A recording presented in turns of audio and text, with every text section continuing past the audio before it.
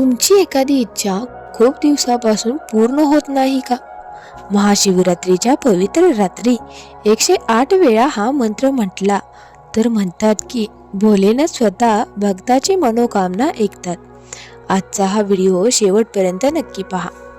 महाशिवरात्रीचे महत्त्व, ही रात्र का पवित्र मानली जाते, या दिवशी मंत्र जपाचे महत्त्व काय आहे ते या व्हिडिओच्या शेवटी मी सांगणार आहे. मंत्र जपताना करावयाच्या 3 चुका, ज्या केल्यास मंत्राचा प्रभाव कमी होतो.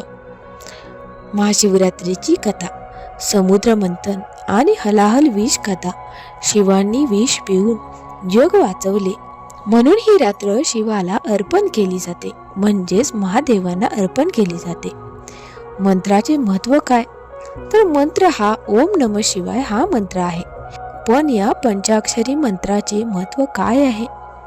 या मंत्राने मन शुद्ध होते, तसेच नकारात्मक ऊर्जा कमी होते.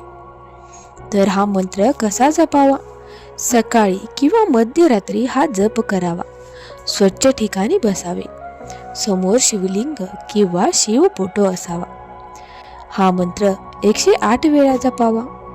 108 वेळा हा मंत्र जपताना मनात काय भावना ठेवाव्यात हे पुढे सांगते. भावना आणि श्रद्धा कशी असावी बरं? डोळे बंद करून ओम नमः शिवाय हा मंत्र जपावा. इच्छा मनात स्पष्ट बोलावी. शिवावर पूर्ण विश्वास आणि श्रद्धा ठेवावी, मगच हा मंत्र म्हणावा. आता कोणत्या चुका टाळाव्यात बरं? पाहूयात आपण. मंत्र जपत असताना आजूबाजूला मोबाईल ठेवणे किंवा मोबाईल वापरणे हे अत्यंत चुकीचं आहे. घाईघाईत जप करणे हे देखील चुकीचं आहे. तसेच श्रद्धा नसताना देखील जप करणं हे देखील चुकीचं आहे. भोलेनाथ भक्तांना कधीही निराश करत नाहीत. जर तुम्ही श्रद्धेने मंत्र म्हटला तर तुमची इच्छा नक्की पूर्ण होईल. तर माऊलीनो, जाता जाता कमेंटमध्ये ओम नमः शिवाय हा मंत्र नक्की लिहा. भोलेनाथ तुमच्यावरही कृपा करतील.